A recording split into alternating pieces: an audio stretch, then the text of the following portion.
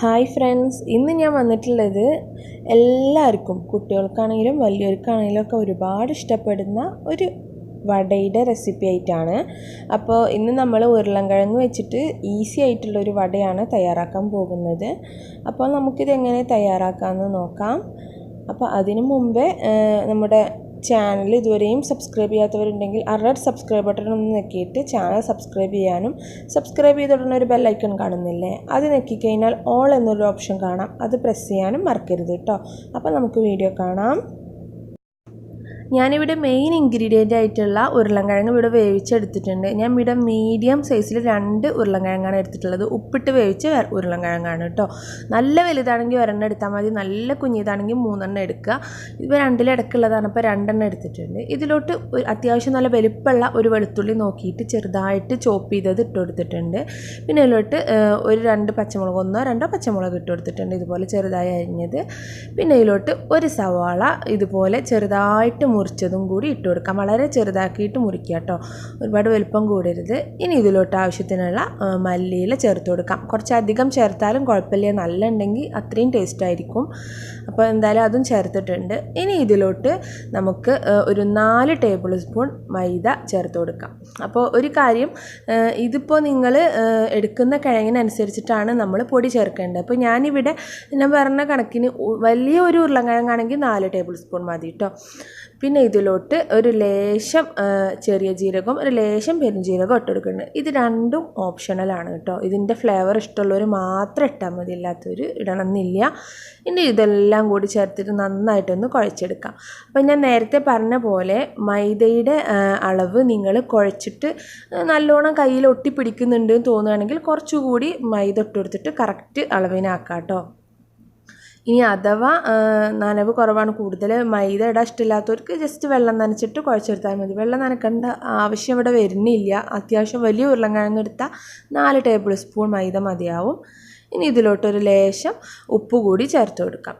കിഴങ്ങിൽ already ഉപ്പുള്ളതാണ്, അതുകൊണ്ട് കുറച്ച് ഉപ്പ് മതി. അപ്പോൾ ഇതവിടെ ഞാൻ കുഴച്ചെടുക്കാവുന്ന പരുവത്തിൽ നന്നായിട്ട് നമുക്കിങ്ങനെ കയ്യിലെടുക്കാവുന്ന രീതിയിൽ കിട്ടിയിട്ടുണ്ട്. ഇനി ഇത് ഓരോന്ന് വടയുടെ ഷേപ്പിലാക്കിയിട്ട് മാറ്റാം. അപ്പോൾ കയ്യിൽ ലേശം ഓയിൽ പുരട്ടിയിട്ടാണെങ്കിൽ നമ്മുടെ കയ്യിൽ ഒട്ടാണ്ട് നല്ല വൃത്തിയായിട്ട് നമുക്ക് ഉണ്ടാക്കിയെടുക്കാം. അപ്പം നിങ്ങളുടെ ഇഷ്ടത്തിനനുസരിച്ചുള്ള ഷേപ്പ് അനുസരിച്ചിട്ട് വലുതാക്കുകയോ ചെറുതാക്കുകയോ ഒക്കെ ചെയ്യാം. ഒരുപാട് കട്ടി കൂട്ടാൻ പാടില്ല കേട്ടോ, കാരണം കിഴങ്ങ നല്ല സോഫ്റ്റാണ്. കുറച്ചൊക്കെ മൊരിഞ്ഞ് കിട്ടണമെന്നുണ്ടെങ്കിൽ അത്യാവശ്യം ഒരു കട്ടി മാത്രം മതിയാവും.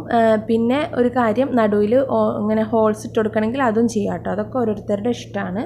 ഇനി നമുക്ക് ചൂടായ എണ്ണയിലോട്ടിട്ടിട്ട് ഫ്രൈ ചെയ്തെടുക്കാം. ഫ്രൈ ചെയ്തെടുക്കുമ്പോൾ കുറച്ച് കാര്യങ്ങൾ ശ്രദ്ധിക്കേണ്ടത് എന്താണെന്ന് വെച്ചാൽ, ഒരുപാട് ഹൈ ഫ്ലെയിമിലിട്ട് നല്ലോണം ചൂടാക്കിയിട്ട് ഇടരുത്. ഒന്നിങ്ങനെ ചെറുതായിട്ട് ചൂടായി തുടങ്ങുമ്പോൾ ഇട്ടുകൊടുത്തിട്ട് ഫ്രൈ ചെയ്യണം കേട്ടോ, അത് മറക്കരുതേ. ഒരുപാട് എണ്ണ ചൂടായിട്ടുണ്ടെങ്കിൽ ഇട്ടുകൊടുത്തോട് കൂടിയിട്ട് അതെന്താവും, പെട്ടെന്ന് കരിയാനുള്ള ചാൻസ് ഉണ്ട്. അപ്പം നമുക്കിത് പതുക്കെ കിടന്നിട്ട് വേവിച്ചെടുക്കേണ്ടതാണ്. പെട്ടെന്ന് നമ്മൾ വേവിച്ചെടുക്കുകയാണെന്നുണ്ടെങ്കിൽ അത് കൊള്ളാവും. അപ്പോൾ അത് ശ്രദ്ധിക്കുക. അപ്പോൾ ഒന്ന് ഇട്ടോട് കൂടിയിട്ട് തന്നെ രണ്ടാമത്തേതും ഇടരുത്, അതും ശ്രദ്ധിക്കുക. കാരണം ഇത് അത്രയും സോഫ്റ്റ് ആയിട്ടാണ് ഇരിക്കുന്നത്. അപ്പോൾ രണ്ടും കൂടി ഒട്ടിപ്പിടിക്കാനുള്ള ചാൻസ് ഉണ്ട്, രണ്ടും ഒന്നിച്ചിട്ട് കഴിഞ്ഞാൽ. അപ്പോൾ ഒന്നിട്ടിട്ട് അങ്ങോട്ടും ഇങ്ങോട്ടൊക്കെ ഒന്ന് മറിച്ചിട്ടിട്ട് ഒന്ന് മൊരിഞ്ഞ് വരുമ്പോൾ മാത്രം രണ്ടാമത്തെ ഇട്ട് കൊടുത്താൽ മതി കേട്ടോ. ഇങ്ങനെ നിങ്ങളുടെ സ്പേസിനനുസരിച്ചിട്ട് 2-3 ഒക്കെ ഇട്ടിട്ട് ഫ്രൈ ചെയ്തെടുക്കാം. ഇവിടെ കണ്ടോ, ഒരെണ്ണം ആയിട്ടുണ്ട്. ഇനി അത് നമുക്ക് കോരി മാറ്റാം. ഇതുപോലെ നമുക്ക് ഓരോന്നായിട്ട് ഫ്രൈ ചെയ്തെടുക്കാവുന്നതേ ഉള്ളൂ. വളരെ സിമ്പിളല്ലേ അല്ലേ? കുട്ടികളൊക്കെ സ്കൂളിൽ നിന്ന് വരുമ്പോഴൊക്കെ പെട്ടെന്ന് നമുക്ക് ഉണ്ടാക്കിയെടുക്കാൻ പറ്റുന്ന, കിഴങ്ങ് പുഴുങ്ങി വെച്ചാൽ അവർ വന്നാൽ പെട്ടെന്ന് ഉണ്ടാക്കി കൊടുക്കാൻ പറ്റുന്ന ഒരു വിഭവമാണ്. അപ്പോൾ എന്തായാലും എല്ലാവരും ട്രൈ ചെയ്ത് നോക്കുക. അപ്പോൾ ഞാനിവിടെ 3 വെച്ചിട്ടും ഇതുപോലെ ഫ്രൈ ചെയ്തെടുത്തിട്ടുണ്ട്. ഇപ്പോൾ ഞാൻ പറഞ്ഞ പോലെ എല്ലാം കൂടെ ഒരുമിച്ച് ഇടാണ്ട് ഒന്നിങ്ങനെ ബ്രൗൺ കളറായി വരുന്ന ടൈമിൽ ഇട്ട് കൊടുത്തിട്ട് ഫ്രൈ ചെയ്തെടുത്താൽ മതി. അപ്പോൾ നിങ്ങൾക്ക് എല്ലാവർക്കും എൻ്റെ ഈ ഒരു വീഡിയോ ഇഷ്ടമായി കാണുമെന്ന് വിശ്വസിക്കണം. നല്ല ടേസ്റ്റി ആയിട്ടുള്ള വടയാണ് കേട്ടോ. നിങ്ങൾ ഉണ്ടാക്കി നോക്കുമ്പോൾ നിങ്ങൾക്ക് മനസ്സിലാവും, പുറമെ നല്ല ക്രിസ്പി ആയിട്ടും ഉള്ളിൽ നല്ല സോഫ്റ്റ് ആയിട്ടുമാണ് ഇരിക്കുന്നത്.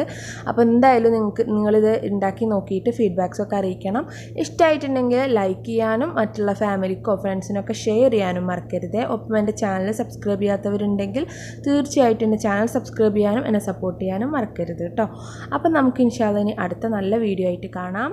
Thank you.